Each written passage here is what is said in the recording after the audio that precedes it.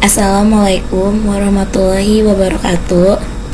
Perkenalkan, nama saya Anastasia Aritonang, MPM 18310012 dari kelompok 5. Selanjutnya kita ke pertemuan keempat. Saya di sini ingin mengajak teman-teman sekalian belajar anatomi bersama. Ya, kita lihat ya dari strukturnya. Nah, ini tuh struktur mesencephalon sama trunctus encephali. Nah, di sini ada brachium colliculi superioris, ada corpus geniculatum mediale, ada brachium colliculi inferioris. Ini ada menduculus cerebri, ada pons, ada glandula pinalis, ada colliculus superior dan inferior, ada fossa rhomboidea,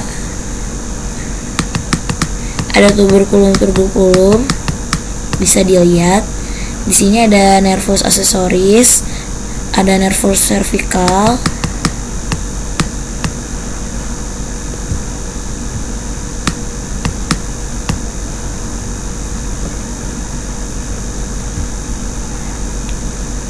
nah ini tuh dilihat dari lateral, strukturnya dilihat dari lateral.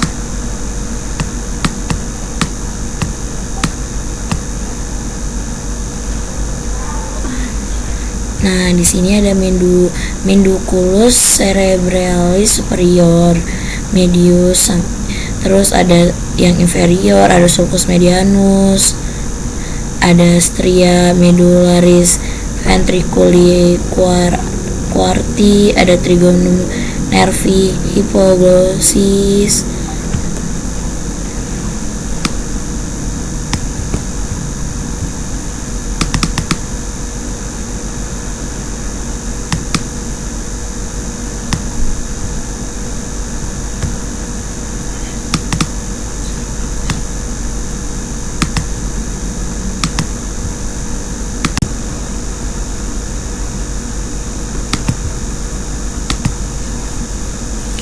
Nah, jadi kita baca ya struktur-strukturnya. Nah, kalau ini tuh dilihat strukturnya dari posterior. Jadi ini adalah tampilan lantai vertikulur quadratus setelah menduculi cerebralis didiseksi.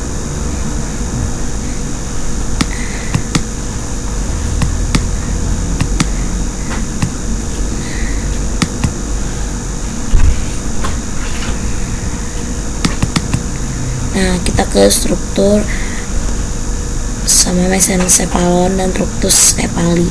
Nah, brachium colliculi superior, masih ada brachium colliculi inferior, nervus trochotelaris, ada thalamus, ada velum medullare superius, ada fossa rhomboidea,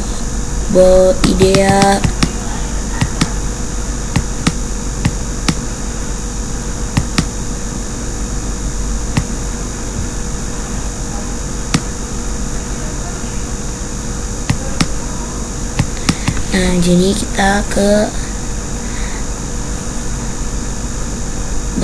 batang otak kan. Nah, jadi saya mau jelasin sedikit. Nah, batang otak adalah bagian paling tua yang menghubungkan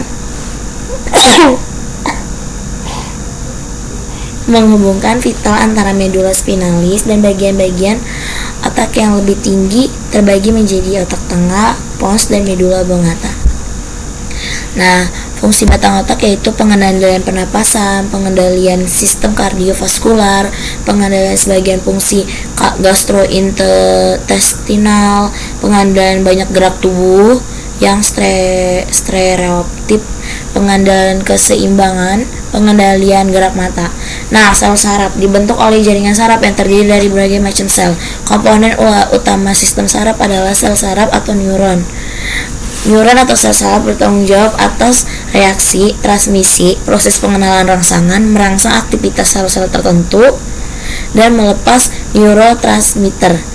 Sistem saraf pusat itu terdiri dari otak, medula spinalis, merupakan organ kompleks jaringan saraf pembuluh darah, jaringan ikat pelindung, pendukung. Fungsinya mengintegrasi proses dan mengkoordinasi data sensorik dengan memerintah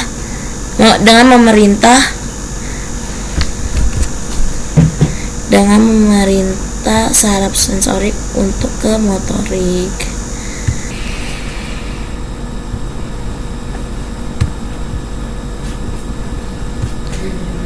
Nah, jadi itu tuh untuk memerintah motorik atau sistem saraf pusat. Nah, terus ada sistem saraf tepi, meliputi semua jaringan saraf di luar sistem saraf pusat. Fungsinya menerima rangsangan, menghantarkan informasi sensorik, dan membawa perintah motorik ke jaringan. Dan sistem saraf perifer berkas akson. Nah, akson sendiri tahu kan? Akson itu adalah serat saraf, membawa informasi sensorik dan perintah motorik. Setiap berkas saraf berhubungan dengan pembuluh darah dan jaringan ikat atau saraf tepi atau nerves yang keluar dari otak ke saraf karnial, nerves keluar dari medula spinalis ke saraf spinal.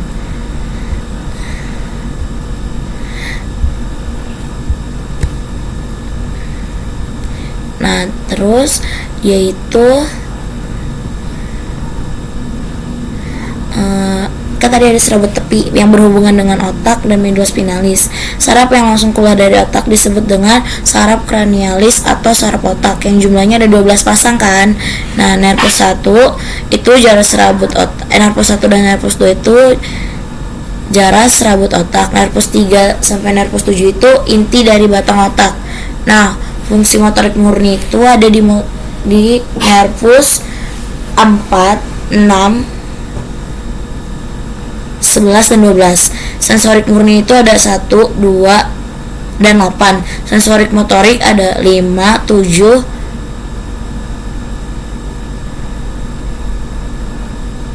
9,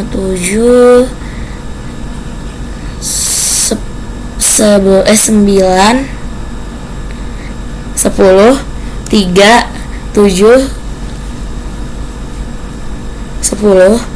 Fungsi khusus panca indera ada 1, 2, dan 8. Sel-sel motorik analog dengan radiksi anterior medula spinalis. Sel-sel sensorik analog dengan radiksi dorsalis medula spinalis. Nah, kalau nervus 1 itu biasanya dibilang nervus olfactorius, merupakan saraf sensorik yang berfungsi untuk penciuman atau pembauan. Nah, kalau yang kedua nervus kedua itu nervus opticus, merupakan saraf sensorik yang berfungsi untuk penglihatan. Yang ketiga adalah nervus oculomotorius, merupakan saraf motorik yang berfungsi untuk mempersarafkan otot-otot peregangan bola mata atau musculus rectus superior inferior medialis, musculus obliquus inferior, dan musculus levator palpebra.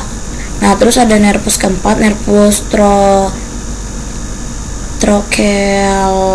trochlearis, berfungsi untuk mempersarafkan otot pergerakan bola mata, yaitu musculus obliquus superior. Nah, ada nervus kelima itu ada nervus trigeminus. Nah, trigeminus merupakan saraf sensorik utama walaupun memiliki komponen motorik. Fungsi motorik itu mempersarafi otot yang mengatup mulut. Untuk fungsi sensoriknya mengurus sensibilitas wajah atau cabang dari maxillaris. Nah, mengurus sensibilitas kornea atau cabang dari ophthalmicus, mengurus sensitivitas rongga mulut atau cabang dari mandibular. Terus ada nervus yang keenam, nervus abducens, fungsinya untuk mempersarafkan otak pergerangan bola mata. Nah, ada nervus 7 atau nervus facialis. Nervus facialis itu merupakan saraf motorik utama yang mengurus otot-otot wajah walaupun memiliki komponen untuk sensorik. Fungsi motorik itu mengurus otot-otot wajah seperti tadi yang saya bilang, mempersarafi glandula lacrimalis, mempersarafi musculus tensor timpani. Fungsi sensoriknya adalah mempersarafi 2/3 bagian lidah depan nervus 8 atau nervus scatoacusticus memiliki dua komponen, yaitu cochlearis untuk mempersarapi pendengaran dan vestibularis untuk mempersarapi keseimbangan. Terus ada nervus ke-9 atau nervus glossopharyngeus.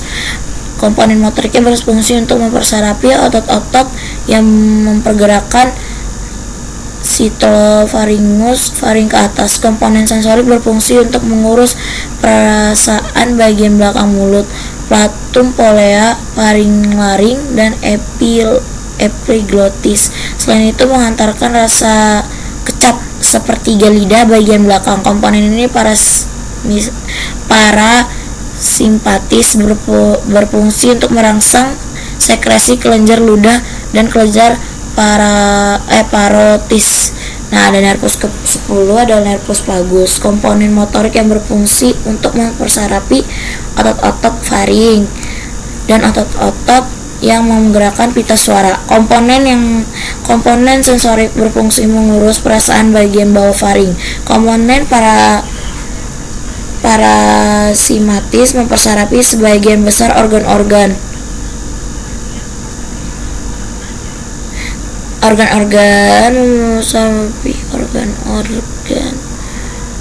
visceris seperti paru-paru, jantung, ginjal, hepar, lien, dan lain-lain.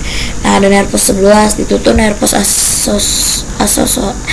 accessorius, merupakan saraf motorik yang menguras otot-otot laring atau otot-otot sternocleidomastoideus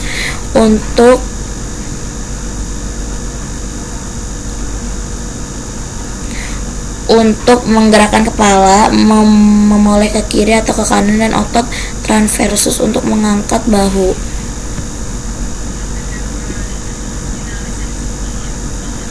Nah, yang ke-12 itu ada nervus hypoglossus.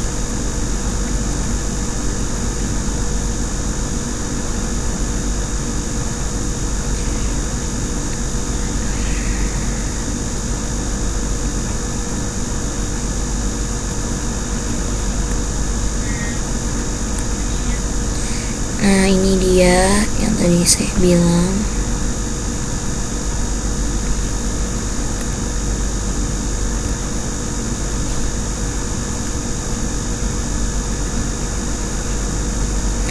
Ini ada lobulus.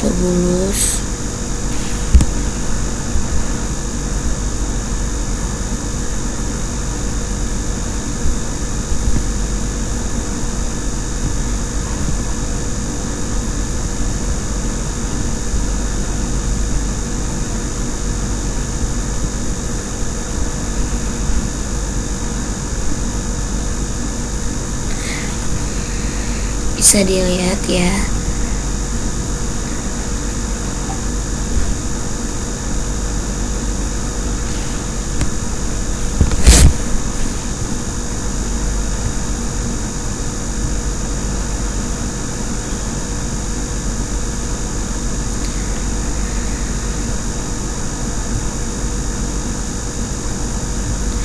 Nah, sekarang klinisnya. Kalau klinisnya itu ada Bell's palsy, merupakan kelemahan wajah pada tipe lower motor neuron yang disebabkan oleh keterlibatan saraf facialis idiopatik di luar sistem saraf pusat tanpa adanya penyakit neurologi lainnya.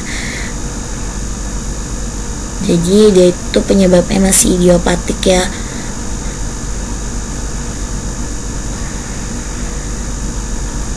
Nah, tanda gejalanya itu biasanya mengalami kelumpuhan maksimum 48 jam. Nah, yaitu kayak makan yang mengumpul di antara gigi, pipi, saliva menetes dari sudut. Penderita juga mengeluh rasa tebal dan mati rasa, terkadang mengeluh nyeri di bagian wajah. Lepas itu bagian wajahnya sebelah biasanya. Demikian